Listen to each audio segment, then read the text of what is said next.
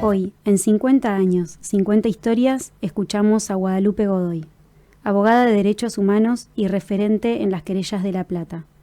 Desde los juicios por la verdad hasta las causas de lesa humanidad, su trabajo ha sido clave en reconstruir la verdad, para acompañar a sobrevivientes y sostener la lucha contra el negacionismo. Su voz es parte de una generación que lucha contra la impunidad en la búsqueda de memoria, verdad y justicia. Bueno, bienvenida, Guada. Muchas gracias. Tenemos esta confianza porque hace muchos años nos conocemos y creo que te he hecho muchas entrevistas a lo largo de estos años. Así que bueno, gracias por estar hoy acá. Nos parecía que tu voz es una voz muy importante en lo que es la historia de los derechos humanos en la Argentina, no solamente de La Plata, donde vos tenés tu mayor cantidad de trabajo, sino realmente en el país. Y bueno, queríamos escuchar tu voz, primero arrancar, ¿no? ¿Cómo entrás vos a este mundo? ¿Desde dónde, cuándo y por qué?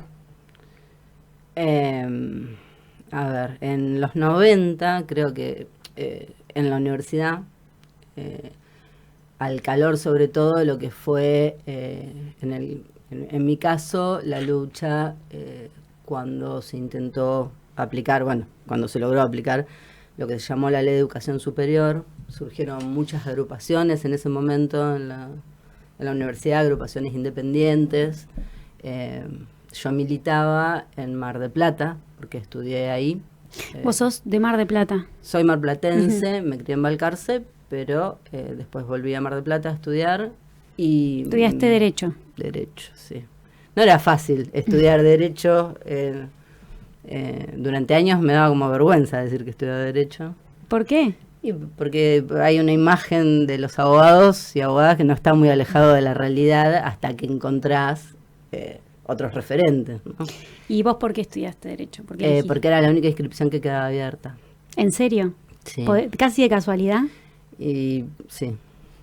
Igual me gustó el primer año, sobre todo, que había historia de las ideas políticas, de derecho político, materias que me abrieron mucho la cabeza en ese momento, pero sí. Pero si no, a ver, ¿qué hubieras estudiado? Había pensado en ingeniería química.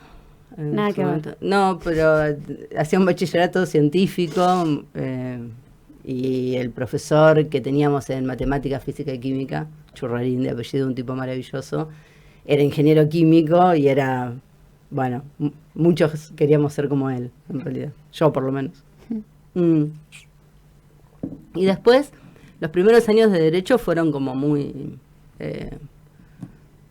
la militancia estaba como muy lejos, ¿no? Digo, imagínate, Balcarce es un lugar donde mi colegio secundario está con la estatua de Uriburu al lado. Un pueblo muy conservador, ¿Y tu familia, muy complejo? qué origen político? Mi familia eran socialistas y antiperonistas, ¿no? El socialismo no le había pasado bien. En realidad también hay que pensar que en muchos pueblos quienes luego fueron peronistas eran conservadores al principio. Claro. Y qué sé yo, mi abuela no había podido trabajar en el hospital porque no se había afiliado. Entonces, había un antiperonismo bastante marcado, ¿no? De hecho, mi primer registro era ella llorando, diciendo van a volver, cuando Herminio quemó el cajón en la campaña del 83. Entonces, a mí al principio el peronismo me costó, por ejemplo, ¿no? Y claro. Cuando empezamos a militar en la facultad, era una agrupación, éramos todas mujeres, avanzadas, se llamaba Avanzada Socialista y después Avanzada. Y era una agrupación independiente con visos de izquierda, pero bueno, independiente. Y en este momento de las agrupaciones, en el 95, se forma la MARME, la Mesa de Agrupaciones por la Reconstrucción del Movimiento Estudiantil, y ahí confluíamos, bueno, independientes, peronismo, del peronismo que militaba en el Frente Grande, comunistas, socialistas, y como MARME tuvimos la Secretaría de Derechos Humanos de la CTA de Mar del Plata, por ejemplo. Ah, mira, ese dato no lo tenía. ¿En qué año? 97 creo Mirá. que fue, 96, 97, cuando ganamos la Federación Universitaria. Y entonces había como una militancia muy ahí. En Mar del Plata estaba Luz y Fuerza, Rigane, Luz y Fuerza, bueno, el Instituto Movilizador de Fondos Cooperativos. No, Había es que como... ahí, claro, un movimiento súper grande de derechos humanos también, porque la dictadura pegó También, fuerte. también. Y bueno, yo tenía como esa militancia, y en un momento lo que surgió con muchísima fuerza fue lo que significó en los 90 la represión a la protesta social, ¿no? Sí. Mar del Plata fue tremenda, fue como La Plata, teníamos al MTR con 50 detenidos, 60 detenidos, 70 detenidos, entonces ahí, bueno, el saber jurídico se puso como Ahí muy... ya arrancaste desde la agrupación y la Secretaría de Derechos Sí, Humanos. no, ahí empezó, digamos, esto de la necesidad de tener la defensa de muchos y muchos compañeros, sobre todo del movimiento de desocupados, ¿no? Que empezaban a... Y entonces Perdón, me creo que sumé... la historia hubiera ¿Qué? sido muy distinta si hubieras entrado a química. Sí, obvio. Menos mal para No el, sé, para el capaz país. que hubiéramos terminado, para el capaz, país. había compañeros de ingeniería, Camilo Castillo, me acuerdo, que era el 21 de su agrupación de ingeniería, pero bueno, la MARME tenía una agrupación de Claro, pero digo, ingeniería. ya ahí sacando gente Sí. de la cárcel. Y sí, fue ahí empezamos, ahí me sumé a la Liga Argentina por los Derechos del Hombre, en vinculación ya dentro de esta militancia estudiantil. Había muchos compañeros que eran de la FEDE. La Liga es como un organismo de derechos humanos que está muy vinculado Que a la la Federación FEDE, Juvenil Comunista. La Federación Juvenil Comunista, que y al- yo te tenía y vinculada al ahí cuando te PC, conocí, ¿no? claro, Estabas yo, ahí. pero tardé en afiliarme. Me afilié re loco, pero recién en el 2001 al partido, a la FEDE, bueno, al partido. Y ahí, bueno, empezamos con eso, sobre todo, digo, con una liga muy enfocada a la defensa de los derechos de quienes eran represaliados por las luchas populares que había en ese momento. Y en el 98, sí, 98, yo estaba recién recibida ahí, una compañera de la facultad, Yamila Zavala Rodríguez, me pide que la acompañe a unas reunioncitas que se estaban haciendo, que era para el inicio del juicio por la verdad en Mar del Plata. Y yo al principio me resistí un poco porque era tanto el nivel, digamos, de luchas contra el neoliberalismo que había en ese momento. Pensemos en una ciudad como Mar del Plata, 40% de desocupación, era toda una tragedia, que realmente me pasaba que era bueno, pero cosa del pasado, ¿no? Claro. Como que había otras urgencias, pero también Estaba es cierto, plena vigencia la obediencia de punto final. claro, pero también es cierto que esa generación, en ese momento hablábamos de la falta de alternativa política, de que había que construirlo de alternativa política, y ahí las madres sobre todo, y sobre todo las madres EVE, las madres de EVE, constituían un faro Claro. político en ese momento. Todos teníamos esa referencia y creo que había ahí como un punto de acuerdo de todo el campo popular, que era el no a la impunidad, bueno. Y los hijos que empezaban, Y los ¿no? A hijos, sí, fortalecer la... y muchos de Sí. ellos, y muchas, eran compañeros nuestros, tanto en la MARME como en la CTA. Así que bueno, fue como un momento ahí, pero yo al principio fue como bajo protesta, ¿no? ¿Qué te pasó en el primer juicio al que fuiste? ¿Tenés recuerdo de eso? Sí, sí. Fue durísimo. Primero porque... Uy, perdón. ¿Qué pregunta? Primero porque no teníamos, o sea, yo por lo menos en ese momento no tenía ninguna herramienta para lo que implica un juicio de esas características, los testimonios y demás. Lo aprendimos a los ponchazos. Igualmente yo me di cuenta enseguida que, viste que muchas cosas uno dice, bueno, los que son más grandes tienen más. Y nos dimos cuenta enseguida que no, que ahí hacía falta otra sensibilidad, que por ahí, me acuerdo de haber discutido con un famoso, que hacía preguntas muy directas sobre la tortura, a gente a la cual en las entrevistas le habíamos garantizado que no le íbamos a preguntar sobre eso. Entonces me decía, bueno, pero porque hay que producir impacto en los jueces y qué sé yo, y ya ahí era como, bueno, pero ¿quién pone el cuerpo? ¿A costa de qué? Porque el cuerpo lo pone quien testimonia. ¿Cuál es el sentido? Fue durísimo ese juicio. Yo estrené la matrícula con el juicio, por la verdad. ¿Y por qué te conmueve tanto? ¿Vos ahí escuchaste por primera vez testimonios? No. En este momento, porque es un momento complejo, estamos como en un momento bisagra de los juicios, y pensé en mucha gente que ya no está, y entonces, bueno, estamos así, como medio a flor de piel todos. Sí. Habitualmente ya no me pasa cuando relato estas cosas, pero es un momento donde a veces hay que convencer o convencerse también, bueno, de que todo esto que hicimos, por más que estamos en un momento complejo, bueno, siguen siendo logros y hay que seguir viéndolos como logros, ¿no? Pero era un momento de mucha soledad.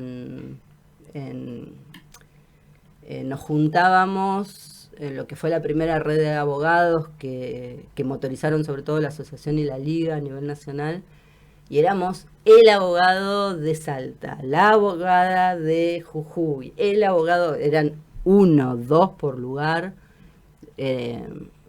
Era súper complejo en ese momento, ¿no? Qué sé yo. Bueno, después vinieron tiempos mejores. Ahora estamos otra vez en... Bueno, y vos te empezaste a ir a esas reuniones y ya no saliste más. No, también contextualizando, fue un momento donde había como toda una rediscusión sobre los 70, fue la época que salió La Voluntad, Cazadores de Utopías, había ahí como una discusión, y también era un momento de, no sé, ahora suena anacrónico decirlo, ¿no? Pero había toda una discusión sobre la lucha armada, sobre las prácticas setentistas, había mucha ebullición, digo, es la etapa pre-2001, con todo lo que significaba, y era como necesario rediscutir algunas cosas, pero sobre todo porque en Mar del Plata todo eso estaba a flor de piel, pensando que, por ejemplo, quienes integraron la CNU eran personas, no sé, uno de los integrantes de la CNU, hoy condenado por crímenes de lesa humanidad, era el fiscal federal de Mar del Plata, ¿no? Otros de los miembros te los encontrabas en tribunales porque eran abogados que andaban por ahí. Era como muy presente todo, ¿no? En ese sentido. Y además porque en las luchas populares que llevábamos adelante, por ejemplo, las viejas marplatenses estaban en todas, ¿no? No eran como por ahí ahora figuras emblemáticas, casi próceres, sino que eran parte de esas peleas cotidianas. Acá se logró hacer muy popular y trascendió las fronteras de La Plata la llamada Noche de los Lápices, pero allá ocurrió la llamada Noche de las Corbatas, sí, que muy poca gente conoce esa historia.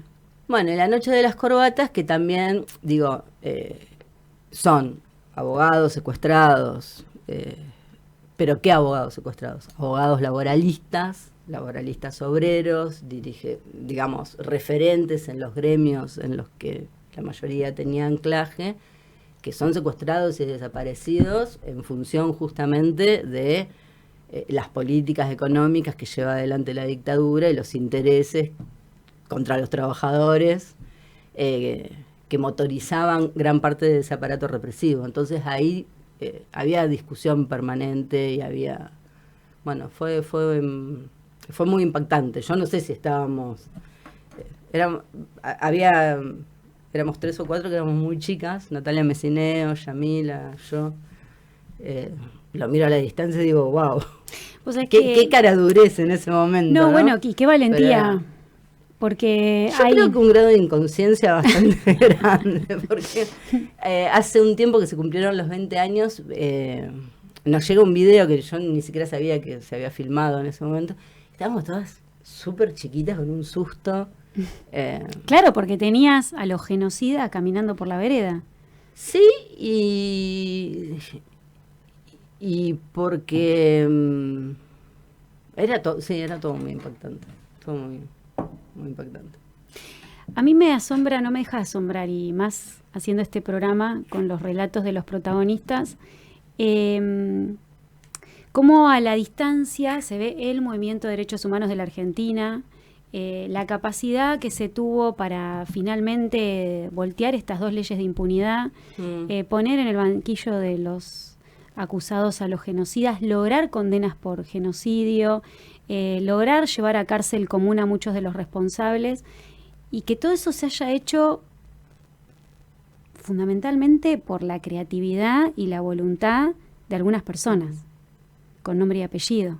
Sí. Hay un pueblo ahí que acompañó cada vez que se salió a las calles a marchar, cada 24 de marzo, en contra de del 2x1.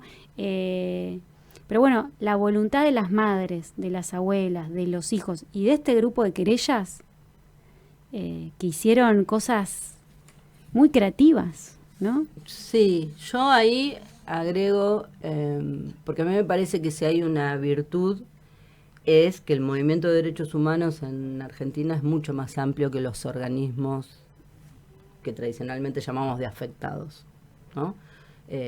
Las reivindicaciones, el reclamo estuvo en manos del movimiento estudiantil, de los trabajadores. Digo, la CTA fue una gran articuladora en los años de impunidad, toda la organización, todo lo que proveyó para que se pudieran hacer los juicios en España, ¿no? Es decir, excede la cuestión de las víctimas. De las víctimas. De las víctimas directas, porque las víctimas fuimos todos, ¿no? Por eso, país, si lo pensamos pueblo. como genocidio, justamente en un genocidio, la víctima directa de un genocidio es la sociedad, que se ve transformada en lo que era y moldeada de otra manera, ¿no? Entonces, visto así, a mí me parece que hay una virtud como pueblo de haber sido muy testarudo a la hora de que en todos los reclamos terminara apareciendo el de juicio castigo, que eso no se olvidara, que me parece que también tiene que ver con que en cada uno de los ciclos neoliberales que tuvimos después, bueno, todo te lleva a pensar, bueno, en qué momento hay un corte, en qué momento nos convertimos en esto, en qué momento pasaron cosas y siempre terminás llegando a ese primer ciclo, ¿no? Uh-huh. Sí, al golpe de la dictadura que, como vos dijiste hoy, atacó fundamentalmente a la clase obrera porque tenía que atacar el modelo económico, ¿no? Había que desarticular la organización entre los trabajadores, quitar derechos, desmantelar el aparato productivo del país. Sí. Y eso un poco es lo que se pudo probar en los juicios, que trascendió muy poco, ¿no? Convenientemente para quienes todavía gobiernan, ¿no? También porque hubo unos años donde yo creo que hubo un relato un tanto despolitizado de esto. Digo,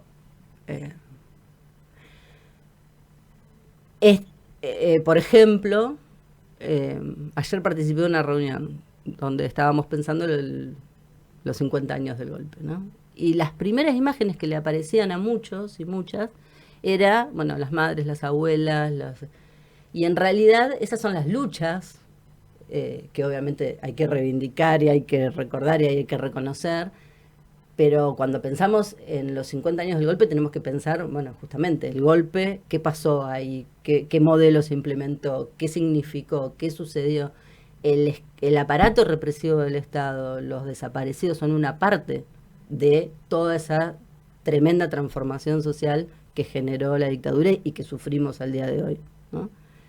Más allá, obviamente, de los avances que hemos tenido como pueblo, avances, retrocesos, pero esa conformación es por ahí lo central para discutir. Y eso quisimos llevarlo a los juicios.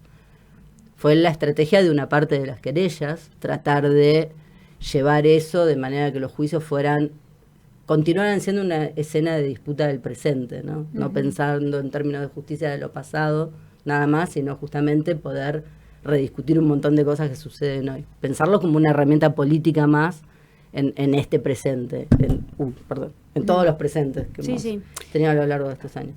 Pero volviendo a lo que me decías de las personas, si yo tengo que encarnar o pensar el proceso de justicia en personas, la primera que me aparece lejos, perdona todo el resto, pero es Adriana Calvo, ¿no?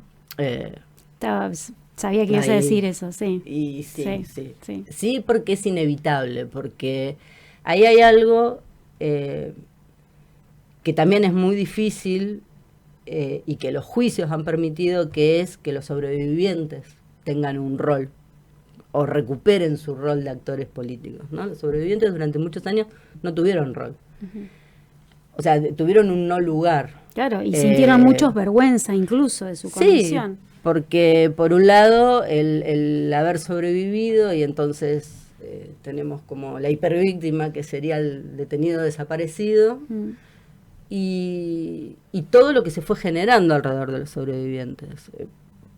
El estigma de haber sido militantes, por un lado, o sea, el estigma de haber sido subversivos. Culpa de ellos, ¿no? Haber sido desaparecidos fue por su propia responsabilidad. Claro, ahí es. Y después, también desde el propio campo popular. Yo recuerdo una sobreviviente que me contaba que la primera vez que fue a Plaza de Mayo, alguien le dijo: vos volviste del lugar desde donde no se vuelve, ¿no? Una suerte de... y Adriana lo decía, cómo las asociaciones de detenidos pudo elaborar en su momento esto de, bueno... ¿por qué quedamos vivos? Quedamos vivos porque los genocidas necesitan que alguien reproduzca el horror, ¿no? Porque lo que sucede dentro de un centro clandestino se tiene que transmitir, porque la idea es la inmovilización de la sociedad. Claro. Entonces, eso requiere una transmisión. Y Adriana decía, bueno, ¿qué hicimos desde la asociación? Pensar cómo rompes ese mandato del represor. ¿Y cómo lo rompes? Bueno, testimoniando, pero que ese testimonio se transforme en justicia. No que quede solo en la palabra que paraliza, sino que se transforme en justicia. Y para eso necesitas juicios, ¿no? Que me parece que por eso ahí hubo un tesón, hubo una... yo digo, lo encarno en ella seguramente en cada lugar, en cada provincia, en cada lugar... otros hubo los encarna, hubo una pero Adriana, además que ¿no? juntaron artesanalmente cada prueba, que se encargaron de yo siento que cada uno de nosotros es parte de un rompecabezas gigante, y hubo algunos artesanos de ir uniendo esas piezas, ¿no? Ella fue una. Claro. Hace 2 días tuve que enviarle a alguien su testimonio en CONADEP, y es prácticamente un trabajo de recopilación de datos. O sea, vi el nombre de la persona, la descripción, las características, lo llevó, entonces escrito a máquina, bueno, eso que tenía ella, que además era una capacidad enorme de trabajo, bueno, muy propia de su cabeza científica, ¿no? Ella era física, y que nos inculcó a todos después. Ya ahí ya me vine a La Plata, así que... ¿En qué año viniste a La Plata? Yo vine el 19 de diciembre del 2001. Ah, linda fecha. Porque Toto Zimmerman, fundador de Correpi, compañero del partido, había entrado como diputado provincial por Izquierda Unida, y entonces le pidieron a mi compañero Héctor y a mí que viniéramos a La Plata. Yo en realidad vine de compañera de Héctor. Héctor tenía que tomar tareas militantes en Buenos Aires, y bueno, y yo... fui la secretaria legislativa del bloque de Izquierda Unida. Así que bueno, fue un momento... De acompañante a protagonista pasaste, en poco tiempo. Sí, no. Bueno, siempre hemos sido un equipo en realidad, ¿no? Él ha tenido mucho que ver en estas cosas. Así que fue muy loco porque llegué y como venía muy marplatense, en Mar del Plata nos vestimos distinto a como se visten acá. No, La Plata tiene su idiosincrasia. Claro, yo tenía, en Mar del Plata la gente se pone la malla, ya en diciembre andás con la malla abajo porque nunca sabes en qué momento terminás en la playa, ponele, Sí, ¿no? sí. Y entonces, bueno, yo estaba como muy... parece que había códigos de vestimenta en ese momento. Entonces me dijeron, no, así no podés entrar. A la legislatura no podés entrar. Entonces me quedé esperando que llegara Toto para... Y terminé envuelta en un confuso episodio, sería, en cuando se rompe el ingreso del Senado y hay una represión ahí. Claro, porque estamos hablando en diciembre de del 2001. 19 de diciembre, todo claro. explotado. Bueno, así que así llegué a La Plata. Fue lo que raro tenías todo. puesto era lo de menos. Sí. Lo que importante era lo que tenías adentro en tu cabeza. El 20 fue más loco todavía, porque además me acuerdo de una discusión bizarra en una esquina de 7 y 53, de si se iba para gobernación o se marchaba para... Y no sé por qué eligieron obras sanitarias, después me contaron obras, el Ministerio de Obras Públicas, perdón. Después me contaron que tiene algo que ver con la noche de los lápices, no sé. Yo lo único que sabía era que nos estábamos alejando del centro y no entendía por qué. Bueno, y después reprimieron y yo había preguntado dónde había punto de encuentro. Me habían dicho en Humanidades. Fui a Humanidades y no fue nadie, porque en el medio, como Trabajo Social quedaba más cerca, decidieron todos ir a Trabajo Social. Y yo dije, está raro esto. Pero bueno, Mar del Plata estaba igual, ¿no? Es que... Y bueno, y después ¿cómo volví a los juicios? ¿Cómo volviste a los juicios? Volví a los juicios porque... nos estábamos por volver a Mar del Plata, en realidad dudando si nos quedábamos, volvíamos, qué hacíamos. Y en enero del 2006, María del Carmen Verdú, Correpi, nos pide que vayamos a una audiencia porque estaba preso el Chacho de Rospe, un compañero dirigente del MTR de Mar del Plata. Entonces, una entrevista con los jueces allá. Y bueno... Y estaba Adriana Calvo. Y Adriana me dijo, necesitamos una mano porque se reabrieron las causas. Y yo le dije, no, Adriana, yo estoy con un montón de cosas más. Había sido el Puente Porredón, bueno, la vida. Y le dije, no, yo lo único que puedo hacer es puntear causas. Pero no me pidas otra cosa porque estoy... Bueno. ¿Vos ahí eras abogada penalista o cuál era? ¿Ya estabas No, especializada? era apoderada del partido, así que estaba con todas las cuestiones electorales del PC en la provincia. Habíamos terminado ahí la legislatura, pero me había anotado en la maestría de Ciencias Sociales. Quería recuperar mi vida personal, académica. si existía. Mi vida académica, tenía un niño muy chiquito, bueno. Así que no, le dije que no. ¿Vos ya la conocías, Adriana? Sí, desde la época de los juicios por la verdad, porque esto que te digo, la primera red de abogados que nos juntábamos y todo, era con los organismos. Y fundamentalmente lo motorizaban la asociación y la liga. Así que sí, Adriana la conocía de esa época. Bueno, pero era muy difícil decirle que no a la Calvo. Y bueno, y también en otro confuso episodio terminé, voy a una reunión de Justicia Ya La Plata, cae ahí ya la cédula de ofrecimiento de prueba para el juicio Chocolats, y en el medio de eso se parte el movimiento de derechos humanos. ¿Qué año me dijiste? Claro, 2006. Un 24 de marzo muy triste. Sí. Bueno, y ahí también, algunos abogados quedan del otro... Por la cuestión, digo, para poner en contexto, política partidaria. La cuestión política, claro, porque el kirchnerismo nos atravesó, sobre todo el movimiento de derechos humanos, que había estado acostumbrado toda la vida al Estado. Era el que había que oponerse. Y de golpe, un montón de compañeros y compañeras que adscribían a esa propuesta política. Otros que que también, pero que decían, bueno, hay que mantener la autonomía del movimiento. Lo que surgió ahí es la discusión por la autonomía de los movimientos. ¿Qué pasa cuando un gobierno te gusta más o menos? ¿Cómo te posicionas? Bueno, esas complejidades. Que tardamos muchos años, tardamos mucho tiempo. Y atravesó todo el campo popular. Tal cual.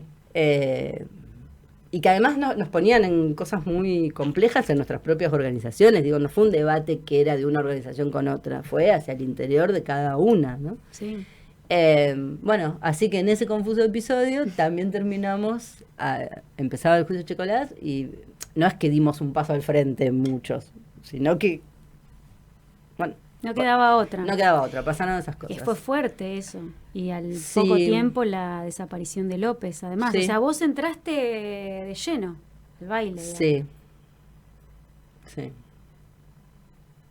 ¿Tuviste la oportunidad de estar con López? Sí. Yo con Nilda le tomamos la entrevista previa, se la tomé yo. Sí. Y además él, durante todo el juicio,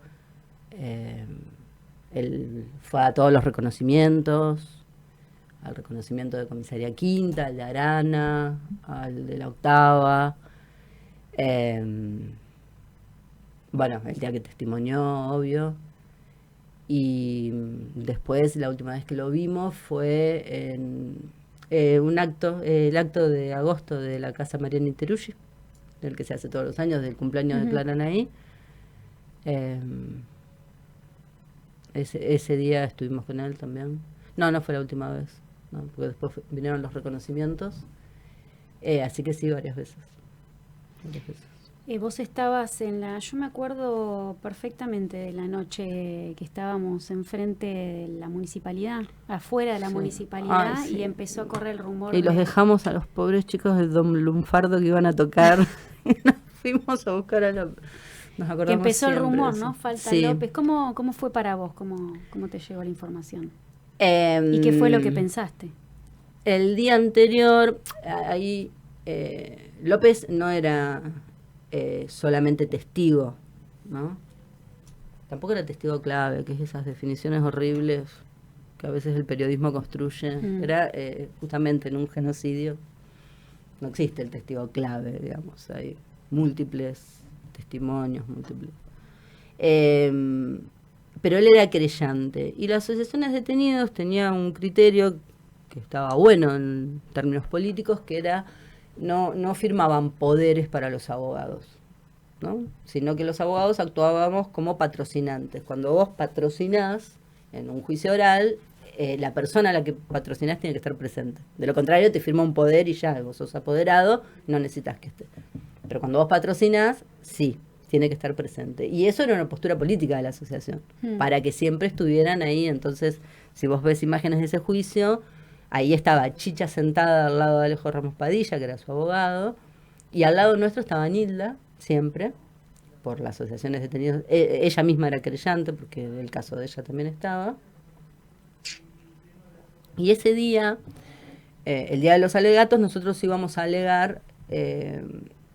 nos habían dicho 2 abogados por querella, eran 3 querellas, la asociación, Nilda y López, y entonces íbamos a alegar 6 abogados que armábamos un solo alegato, porque era el de Justicia Allá, donde estaba la Liga, la asociación, el CODECED, múltiples organizaciones en ese momento. Entonces sí o sí necesitábamos que él estuviera presente. Hace un tiempo, buscando en Outlook Express, encontré un mail que yo le mando el día anterior a Nilda, diciéndole, le recordás a López que sí o sí tiene que estar para que podamos sentarnos. Y Nilda me contestaba, por supuesto. Bueno, esa noche ya lo llamó. Así que al día siguiente nos enteramos, bueno, apenas llegamos. O sea, yo llegué y estaba Nilda con Hugo, con el sobrino de López. Y si no me equivoco estaba Gustavo también, el hijo. Me pasa con esto que ya lo conté muchas veces, y entonces, viste, con los años ya es el recuerdo del recuerdo. Sí, sí. De algunas cosas sí me acuerdo de la cara de Nilda, de eso sí, porque fue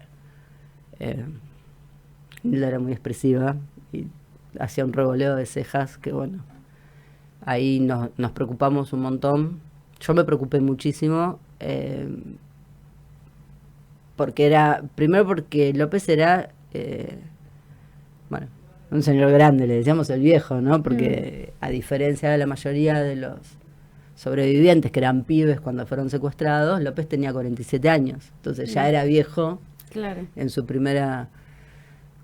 Y, por ejemplo, el día que yo lo conocí, que fue un sábado en La Modelo, que nos juntamos la primera vez, yo llegué 5 minutos tarde, no, ni creo que 5, 3, y estaba enojado. Estaba en la vereda enojado porque era tarde. Entonces, de hecho, era temprano todavía ese día, yo siempre iba temprano, pero además porque sabíamos que en general él y un par más se ponían ansiosos e iban temprano. Así que ya ahí fue como preocupante en eso. Y al principio también, bueno, la preocupación era que no íbamos a poder alegar. Era una mezcla, ¿no? De ambas preocupaciones. Claro. Era como buscarlo o a ver qué podía haber pasado. ¿Qué pensaban de por qué no estaba? Yo en el primer momento pensé que podía ser algo emocional, ¿no? Porque López, como mucha gente, tuvo mucho silencio toda la vida sobre lo que le había sucedido. No tenía con quién hablarlo. Recién cuando va a declarar el juicio por la verdad y empieza a encontrarse con otros sobrevivientes, tiene un lugar para hacerlo. Pero además porque durante el juicio habíamos tenido situaciones traumáticas. Pensá que hay gente que por ahí declaró en la CONADEP y que nunca más lo habló con nadie, que se fueron a vivir a otro lado, que lo guardaron como un secreto toda la vida, lo que les había sucedido. Y entonces los testimonios no son lineales, digo, por ahí se crea esta idea de, bueno, declararte hace bien, ¿no? Es reparatorio. Bueno, no, es reparatorio de acuerdo al contexto, a si ese testimonio se convierte en justicia, a un contexto en el cual no es lo mismo, digo, después ya lo hemos discutido, también no es lo mismo declarar en una sala vacía y que terminás y alguien te dice chau, gracias, que si hay un aplauso, que si hay si hay afecto que te envuelve, si hay, bueno, entonces pasaron cosas durante el juicio ese, pasó gente que nos dijo, no les voy a perdonar que me hayan hecho recordar esto, porque había hecho todo un ejercicio de olvido y de golpe vos con una pregunta, detonás un montón de cosas. Pasó alguien que se brotó en vivo y que empezó a declarar negando todo y después cuando salimos dijo yo declaré como cuando me estaban torturando. Eso pasó, por ejemplo, el mismo día que declaró López, ¿no? No había programas de contención, no había, o sea, claro. Los testimonios previos los tomábamos Nilda y yo. Y en muchos casos era la primera vez, nos pasó, ir a tomar testimonios, a contarles de qué iba a ir el juicio, digo, las tareas que hoy hacen los fiscales por ahí, en ese momento las hicimos nosotras, ¿no? Entonces, bueno, nosotras. Nilda tenía como un ejercicio precioso, una afectividad muy... y entonces nos pasó, por ejemplo, ir a una casa donde por primera vez el resto de la familia escuchaba el relato de lo que había pasado. Así que en eso fue lo primero que yo pensé, fue, bueno, algo se disparó ahí, ¿no? Él había quedado muy enojado con que no estaba de Chocolates el día que declaró, porque él quería decirle lo que había sufrido su familia. Y a mí me había preguntado si el día del alegato iba a estar de Chocolates. O sea... entonces, lo primero que yo pensé fue eso. Y después, cuando terminamos ese día, que además, si uno ve el video, por ejemplo, está alegando, creo que la rusa, y se ve todo el tiempo que cada vez que hay un ruido en la puerta, Nilda levanta la vista, ¿viste? Porque estuvimos todo el tiempo ahí. Y fue muy flashero, muy porque totalmente de otra época. Mientras yo estaba alegando, se fueron Fernando Molinas, que era uno de los abogados del equipo, con Nilda a presentar el habeas corpus. Y una cosa como... En el mismo momento. Sí, sí. Y a la noche empezamos con la discusión de qué hacer, o sea, salimos de la audiencia, fuimos a la casa de López. Yo me acordé que él había dicho que cuando fue la noche de los hornos, que es lo que él le llamaba la noche de los hornos, y con buen criterio, que es el día que secuestran a toda esa unidad básica, algunos se habían escondido en el cementerio. Entonces fuimos con Vero Oleano al cementerio, porque se nos ocurrió, bueno, y los del cementerio nos miraban como, ¿qué están diciendo? Y bueno, y esa noche discutimos sobre qué hacer. La Asociación de Detenidos dijo sacar un comunicado. Y yo le decía, bueno, pero ¿les parece? ¿Qué sé yo? Y Adriana dijo, bueno, si nos equivocamos pedimos disculpas. Y salió el comunicado, nuestro compañero está desaparecido, eso salió esa noche.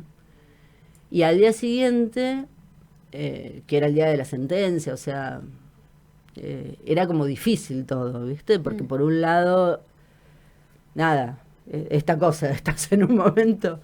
Yo le fui a pedir a Rosansky, le fui a contar lo que pasaba y a pedirle que nos dejara decirlo, y él no quería. Y bueno, y finalmente yo dije que no estaba López y que habíamos presentado un habeas corpus y todo eso. Pero bueno, fue muy loco. Todos esos días fueron La marcha.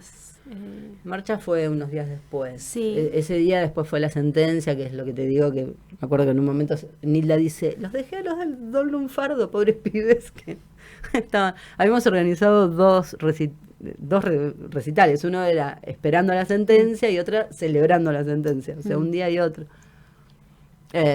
Nada, nos quedó, a mí me queda todo eso como una película muy acelerada.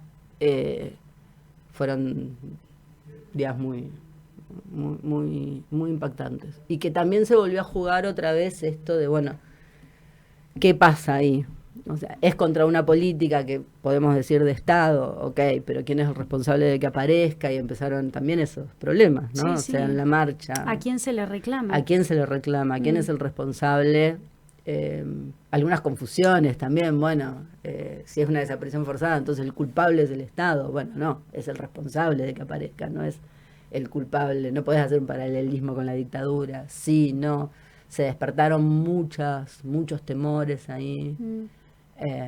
Me acuerdo de las conferencias de prensa, algunas en la CTA con Nilda. Sí. Bueno, incluso la discusión sobre qué consignas, ¿no? A qué... y quedó muy entrampado. Que a tantos años, ¿no? ¿De cuántos años van ya? Se van a cumplir 20 el año que viene. El año que viene es nuestro año de números redondos en La Plata. Es verdad. Son 50 años del golpe, 50 años de la noche de los lápices, 20 años de la reapertura de las causas, del juicio Chocolat, y 20 años de la desaparición de López. Y a 20 años de la desaparición de López, ¿qué podemos decir de lo que le pasó? ¿Y hay algún indicio de alguna esto de responsabilidad? no hay nada, no es así. Sí hay la certeza de que efectivamente había sectores que querían interferir sobre la continuidad de los juicios. Eso lo hubo siempre. Sí, hubo amenazas durante estos 50 años, hubo sí, además, para todos lados. Esto, ¿no? que por ahí hoy decimos, bueno, la derecha procesista o la progenocida, como que surgió ahora. No, tuvimos esos embates a lo largo de todos los años. Por algo se tardó tanto en poder anular las leyes, por algo, pienso en ese 2006, se habían organizado los militares que no querían las protestas porque se bajaban los cuadros, bueno, un montón de cuestiones pasaron ahí. Y además teníamos un conflicto en la provincia de Buenos Aires con la policía de la provincia. Arlanian estaba intentando avanzar con una reforma y estaba el movimiento de los sin gorra, que eran justamente los policías que se oponían. Yo siempre estuve convencida, y hay elementos para pensarlo, que fue la policía de la provincia de Buenos Aires en actividad, pero que el blanco elegido seguramente ahí sí fue en relación con los juicios, porque esa policía estaba vinculada con todos estos otros sectores. Y eso nos lo dijo Arlañán y Solá a los 5 días de la desaparición de López, después de la primera marcha, cuando nos reunimos. Adriana le dijo, ¿fue la policía? Sí, dijo Solá. Después cambiaron la versión, después empezaron con los delirios, bueno, uno lo ve a largo plazo y todo lo que significó el rol de Estiuso en ese momento, de la CIDE, responsabilizando, diciendo prácticamente que éramos los organismos opositores que lo habíamos secuestrado, ¿no? Sí, los organismos, la familia, ¿no? Se quiso embarrar la cancha. Investigación más fuerte fue sobre los organismos. De hecho, hubo un allanamiento en la casa de Nilda, que, bueno, medio famoso, porque Nilda se dio cuenta porque le faltaban 3 empanadas que le había dejado a su hija para la cena, y años después supimos que efectivamente había sido un allanamiento, porque tenían la información de que Nilda tenía escondido a López. El llamado pescado podrido para embarrar justamente la línea principal, ¿no? Sí, pero mucha torpeza hubo en ese momento. Y hubo esto que te digo, que López quedó entrampado en estas cosas no resueltas, sobre la autonomía de los movimientos. ¿Y qué hay del papel que tenía Echecolás, ¿no? Dando las indicaciones. Eso fue en el 2000. No, ese papel fue. Echecolás era un gran farandulero. Yo te digo mi teoría del papelito, porque eso fue en el 2015. Echecolás estaba perdiendo el protagonismo del juicio. A él le gustaba ser protagónico. Y ese día, que ahí iba a haber muchos medios y qué sé yo, fue con el papelito. Pero fue una cuestión de cartel que tenía con otros imputados, nada más.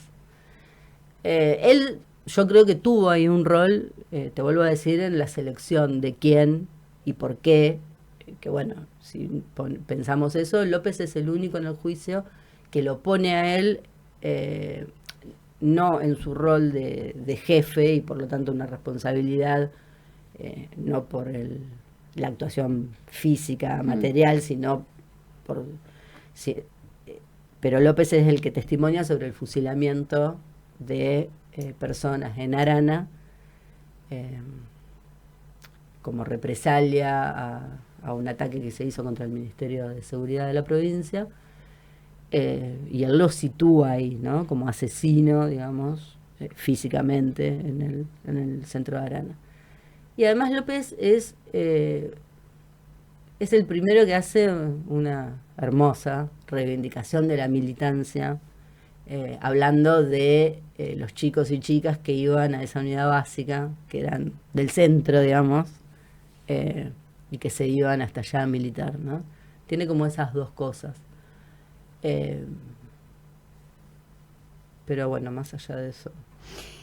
Y después hubo algo cuando fue el juicio del circuito Camps, ¿no? Esto que hicieron del testimonio de Adriana y de López, ¿cómo fue la exhibición? La exhibición que también, y, a ver, marcaron antecedentes jurídicos. Sí, los juicios platenses, si los hubiéramos hecho en Capital, seríamos, pero viste cómo es. Claro. Nosotros lo primero que hicimos fue esto de entender que en los juicios disputa sentido, ¿no? Entonces, que no era lo mismo una condena que dijera, como decía el juicio de la Junta, en nuestro país hubo un demonio de diversos signos, ¿no? Porque el paradigma de la teoría de los dos demonios a nivel judicial es la sentencia del juicio de la Junta. Nosotros no queríamos eso. Y entonces, bueno, lo que impulsamos, que fue la mirada sociológica, pero también jurídica sobre el genocidio, rompe ese criterio. Porque además, si yo quiero probar que fue un genocidio, entonces, ¿qué le pregunto a un testigo? Esa pregunta que antes te hacían acusadoramente de algo habrás hecho, esta vez se convierte, ¿usted qué hizo? Y yo era dirigente gremial. Yo estaba en la comisión interna de Astillero y fui a pelear por las 6 horas de trabajo. Yo era estudiante y peleé por... Bueno, entonces, eso que antes era una acusación, vos lo convertís en un valor, y por lo tanto, la persona que viene a declarar no es ya un objeto de prueba que va a relatar sus padecimientos. Es un actor político que reclama justicia, pero que además puede reivindicar ese rol militante que tuvo, ¿no? Entonces ahí nosotros transformamos esa escena que siempre intentó ser muy aséptica, muy buena. ¿A usted qué le pasó? ¿Y cómo lo torturaron? Claro. Y rompimos eso. Eso es algo que en el juicio por la verdad había asomado, pero muy tímidamente. Y en este segundo ciclo se convierte en ese valor. Y en ese sentido, cuando empezó el juicio de Circuito Camps, Adriana ya no estaba, y era como su juicio, ¿no? Comisaría Quinta, Arana, Brigada. López estaba desaparecido y la convención es que se incorpora por lectura, que ni siquiera se lee, es una formalidad. Se dice, bueno, se tiene por incorporado por lectura. Nosotros dijimos, no, tiene que estar. Y bueno, y el secretario del juicio es un compañero que queremos mucho, pero que tiene una papa en la boca, es una cosa. Y yo me imaginaba él leyendo, porque además hay como un estilo que es leer muy rápido. Sí, sí. Que nadie entiende nada. Entonces dijimos, bueno, si ahora, está bien, el código dice lectura, pero existe el video, porque nosotros, nuestras querellas, desde el primer juicio pedimos que la Comisión Provincial por la Memoria filmara. Eso fue también, así como el juicio por la verdad, lo que podés ver es gracias a que Chicha Mariani lo filmó, ¿sí? No fue el Estado, desde el principio fuimos las querellas. Incluso no se pueden filmar todas las audiencias, porque tengo entendido que en otros lugares no se puede. En otros lugares, acá toda la vida todas, y una técnica muy efectiva usamos, que es ir al tribunal a pedir algo, decir no se puede. Pero en San Martín lo hacen, por ejemplo. Bueno, si lo hacen en San Martín, nosotros también. Y después íbamos a San Martín. La plata se va. Claro. Ahí está la creatividad. Así ¿no? logramos que entraran menores de edad, por ejemplo. Dijimos, claro. ¿pero cómo? En San Martín, y después lo hicimos así. Funcionaba. Perdón, Rosansky, pero hicimos esas cosas. Y ahí entonces dijimos, si está esto, bueno, la exhibición.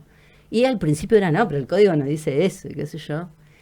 Y esa exhibición, que además, bueno, Ana Cacopardo nos consiguió esa pantalla que ella usaba en un programa de la TV pública que se ve de los dos lados. Entonces la pusimos en el sitio del testigo, era muy impresionante, muy impactante en su momento. Y bueno, y fue como, bueno, la voz de López y Echecolás escuchando esa vez. Y la voz de Adriana, la potencia de ella ahí, fue un momento, yo recuerdo ese día, la examia repleta, fue un momento muy potente ese. Además histórico, porque fue la primera vez de juicios de testimonios por exhibición en la Argentina. Ahora ya se normalizó. ¿Y se han hecho en otros países? Digo, porque también nosotros creo que fuimos punta de lanza para un montón de cosas, ¿no? Sí, tenemos también la tendencia a creer que somos los únicos en el mundo. Pero no somos los mejores. No. Tenemos lo mejor y lo peor, hay que decirlo. Sí, tenemos lo mejor, pero bueno, Dios, ¿qué no momento? Seas tan humilde. Bueno, eso sí, y un cierto principismo, un sano principismo que nos llevó, por ejemplo, a decir, no vamos a aceptar la condena por homicidio, sino si el Estado no puede decir dónde están, ¿no? Porque en algunos lugares decían, bueno, condenamos por homicidio porque están desaparecidos, entonces ya a esta altura están muertos, más o menos. No. O los encuentra el EAF, o me decís las circunstancias, o me das una documentación o un testimonio que lo diga, de lo contrario. También una idea de que los juicios no pueden ser un cierre de ciclo solamente, ¿no? No, claro, además son delitos que siguen siendo, mientras siga desaparecida esa persona y siga el niño que fue apropiado desaparecido, es un delito permanente. Y así nuestra jurisdicción fue la primera que logró el reconocimiento entonces de el delito de desaparición forzada, a partir del 2011 que se aplica la convención. Nosotros lo que decimos es, ese tramo de desaparición desde que está vigente la convención, es desaparición forzada. Y también fuimos los primeros en eso, en incorporar, con el juicio fuerza de tarea 5. ¿Cuál de todo, ya para ir terminando, cuál de De todos los juicios. ¿En cuántos juicios estuviste? Un montón. ¿Perdiste la? Sí, perdí la cuenta. ¿Cuántas marchas? Yo me acuerdo que una vez fui al tour que Igual intenté un montón de veces dejarlos. Decir, ya está, ya cumplí. Porque es muy fuerte, eso te iba a preguntar. Sí. Me acuerdo que una vez hice la recorrida esta por el conurbano de sitios de memoria, ¿no? Y al Repretur le decimos. Eso, no que después bueno. vine acá a La Plata y estaban todos organizando las figuras de las caras para poner en el 23 de marzo. Y vos me dijiste fuiste al Repretur. Porque es muy fuerte. Sí. No es fácil estar tantos años en este tema, escuchar tantos testimonios. ¿Cómo haces vos? ¿Cuál es tu técnica para entrar y salir? Digamos? Teníamos una técnica que siempre fue la más efectiva, que era jamás nos íbamos de las audiencias directo a nuestra casa. Nos íbamos con Hilda Loy, fundamentalmente, Virginia Larucci, bueno, varios más, y una compañera que, hay compañeras que hacen una labor muy silenciosa, pero que es muy fundamental, que es Carmen Celis y Melanie Torre del CODECED. En una época era Fidalgo. Sí. Amor total. Sí. Y nos alcoholizábamos. Claro. Y el nivel de alcohol dependía de lo que habíamos escuchado. Sí, era como una premisa nunca irnos directo a nuestra casa, ¿no? Esto de poder laburarlo, colectivizarlo, digo, más allá de las terapias individuales y qué sé yo, pero una cosa de poder compartir ahí entre todos, que por ejemplo la pandemia rompió eso, porque fíjate, eso fue tremendo, imagínate un juicio, yo pensaba en los testigos, estás frente a una computadora en tu casa, no hay nada que corte, no está ese abrazo, no está la posibilidad, eso fue un delirio, eso fue un delirio. Y la pérdida de esa escena judicial en la cual nosotros teníamos un plus, ¿no? Una escena con pancartas, con compañeros, con símbolos. Y ahora, yo igual decidí que Circuito Camps era mi último juicio. Pero bueno, después pasaron cosas en este país, ¿no? Y entonces, como momentos donde vos tenés que mostrar que hay una continuidad, momentos en que ya no podés, porque si estás en un momento de repliegue, hay que defender lo que se hizo. Eso te iba a preguntar, ¿cuál es la etapa en la que crees que estamos ahora? Hubo varios ciclos. El primer ciclo para mí es hasta el 2015, con un discurso oficial en términos de memoria similar al del campo popular, digo, con algunos matices, ¿no? Para mí el kirchnerismo tuvo un discurso en términos de lo sucedido despolitizador en muchas cosas, ¿no? Digo, gracias a las madres de las abuelas luchaban por un mundo mejor y la cosa muy consignista que no permitió profundizar sobre otras cuestiones, más allá de que sí. No, y después cosas que fueron positivas, como el tema de no de pongo acompañar en discusión subsidios que totalmente. Y de poner todo un entramado claro. Estatal al servicio de los juicios, ¿no? Incluso la cuestión de responsabilidad empresarial, pero lo estoy diciendo en términos como de discurso de memoria, que para mí ahí faltó y que después muchas plus cosas nos jugaron en contra también, ¿no? Un poco. Y el segundo ciclo se abre ahí, porque ¿qué pasa? El discurso relativizador, negacionista soft del macrismo impactó duramente sobre el Poder Judicial y ahí hubo un repliegue, la ida de Gil Carbó de la Procuración, bueno, como un montón de elementos que fueron produciendo un repliegue, ¿no? Un vaciamiento light también de estos estructuras estatales que estaban a disposición de los juicios. Eso no se recuperó en el siguiente gobierno, o sea, ahí el ciclo que abre el macrismo siguió, un ciclo ya de debilidad, y donde además gran parte de la militancia del movimiento de derechos humanos pasó a formar parte de esas estructuras estatales, con lo cual quedó muy atada, ¿no? a esas decisiones estatales. Con mucha dificultad, digamos, para operar. O sea, abogados y abogadas de los organismos de derechos humanos, querellantes, por fuera del Estado, quedamos muy pocos. Yo creo que ahora ya. Y la tercera etapa se abre ahora con un gobierno, con un discurso oficial abiertamente ya no negacionista, sino reivindicativo de lo sucedido, con la desarticulación completa de esas escasas estructuras que quedaban, con el ataque simbólico y material al movimiento de derechos humanos en general y con una ofensiva discursiva muy potente que yo creo que se va a terminar de plasmar el año que viene para el aniversario. Así que en ese contexto todo lo que estamos haciendo es milagroso, digamos, ¿no?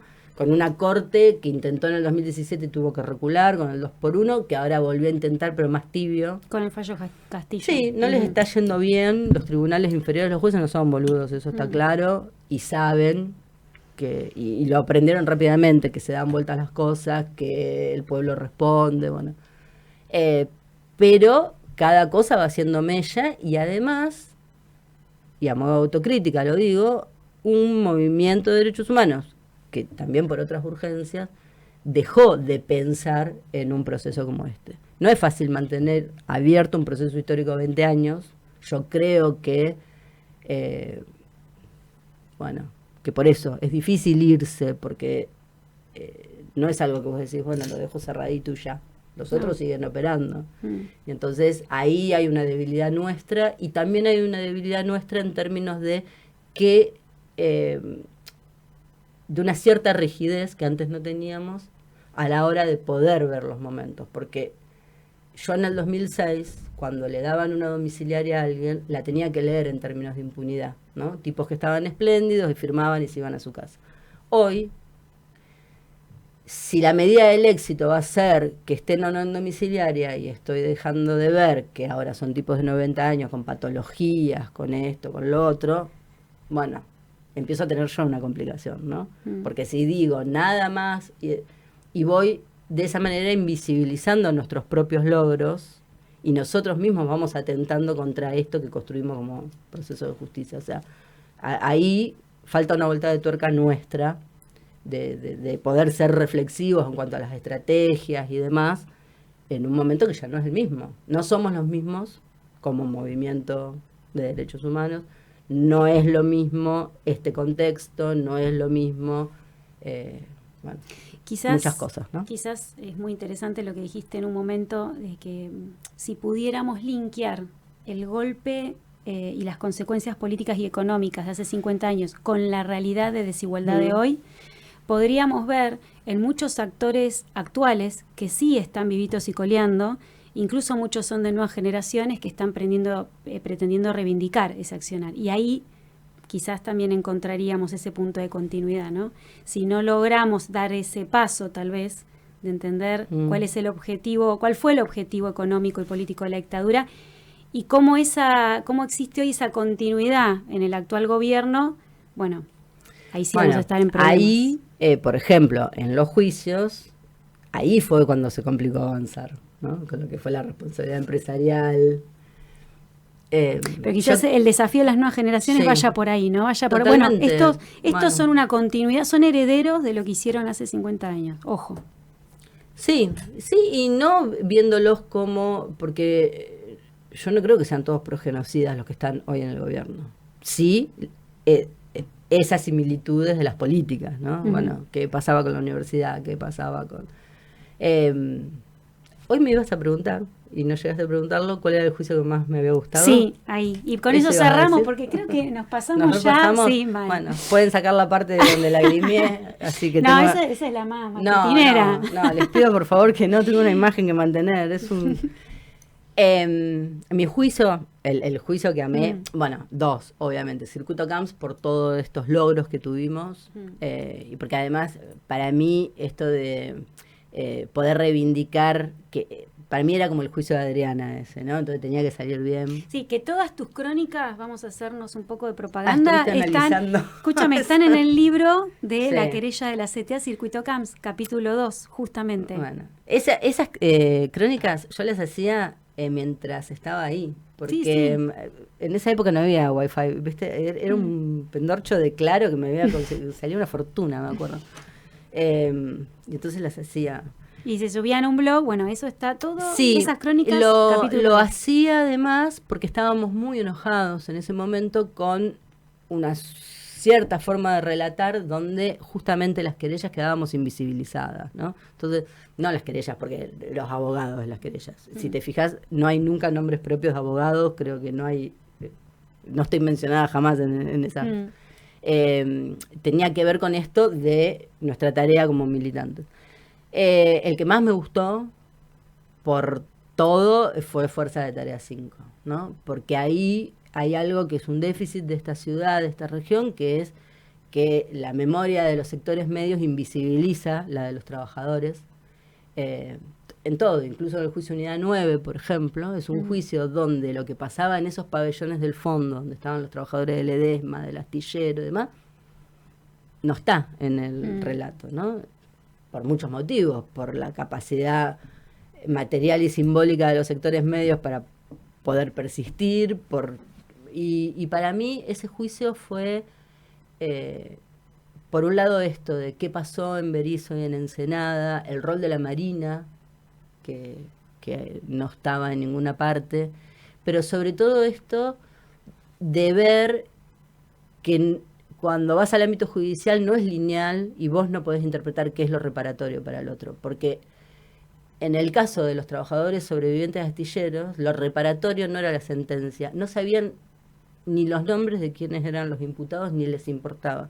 Lo reparatorio era recuperar la condición de trabajadores, que les reconocieran, por ejemplo, que esos años que no estuvieron no fue porque no quisieron trabajar, sino porque no los dejaron. Había ahí otra historia, sí, ¿no? Sí. Relatos mucho menos heroicos, digo, mucho menos, no sé, me acuerdo de uno que él podría haber seguido con ciudadanía italiana, pero no lo sabía, y entonces va con su ciudadanía argentina y no consigue trabajo y vuelve y lo agarran los 90, bueno, y toda esa historia además que vincula enormemente los 70 con lo que significó el segundo ciclo neoliberal y que ahí como que cierra todo, ¿no? Claro. La comprensión de... y entonces el logro más celebrado en ese juicio fue esto, de que se ordenara a la provincia el tema de los aportes, que bueno, después tuvo una vía administrativa muy larga, pero eso, otro relato, otra historia que me parece que es la menos explorada y que justamente es donde decís, bueno, ese pie que vos decís, qué es lo que hay que mostrar, que se dañó. Nosotros ahí mostramos con la universidad, con Humanidades, que esto que decimos genocidio en términos abstractos, bueno, ¿qué implicó en Berisso y Ensenada? Y ellos llevaron 2 cuadritos. Uno que muestra que lo que se llama la variación poblacional, que la diferencia entre los que nacen y los que mueren en un lugar, siempre está levemente en aumento, ¿no? Excepto si hay una catástrofe o una guerra o una tragedia muy grande. Entonces en Berisso y Ensenada ves cómo abruptamente esa curva disminuye en el 76 y después otra vez en los 90, ¿no? Y después un cuadrito que tenía que ver con las renuncias espontáneas, con los cesanteados, tanto del frigorífico Swift como del astillero, antes y después de la dictadura, que eran los lugares fundamentales laborales. De los trabajadores. Y entonces, y cómo había cambiado la composición de una sociedad donde la Marina tenía como un lugar central y de golpe son los asesinos y los responsables de las muertes y los secuestros, ¿no? Ese fue... También creo que porque justamente es el último previo a este segundo ciclo que te digo, porque lo terminamos cuando ya había ganado Macri, unos días después. Bueno, te agradezco porque justamente esto que decís al final es todo el sentido que tiene este programa, ¿no? Es hablar de estos 50 años desde los testimonios y el protagonismo de la clase trabajadora, un poco para ayudar a visibilizar este rol. Y te dejamos este regalito, humilde regalito. Todas las personas, o sea, realmente te mereces un monumento, así te lo digo, Guada, con conocimiento de causa. Pero bueno, hoy te regalamos esto. Oh, es muy bello, gracias. ¿Qué ves? Muy bonito, muy lindo. muy bello. Es un hermoso, es un espejo, está bien, una parte de eso. Muchas gracias. Muy bonito. Bueno, es eso. Gracias por haber sido parte de esta historia y protagonista, fundamentalmente. Bueno, gracias a ustedes. Digo bueno porque me acuerdo de... Una vez le dije a Adriana Calvo, digo, esto es histórico, lo que hiciste es histórico. Y me dijo, estoy harta de vivir momentos históricos, me quiero ir a mi casa. No te vayas, quédate un rato más. No, está bien. Bueno, ¿viste? gracias. Porque el tema, bueno, completando con Norita Cortiñas, que decía, la virtud no es ser incansable luchador. La virtud es estar cansado y seguir luchando. Y seguir luchando, tal cual. Y tenía mucha razón, Norita. Bueno, por alguna razón, yo no creo Está que fue casualidad. Fue totalmente el destino. Entraste a Abogacía y llegaste hasta acá. Así fue. Muchas gracias.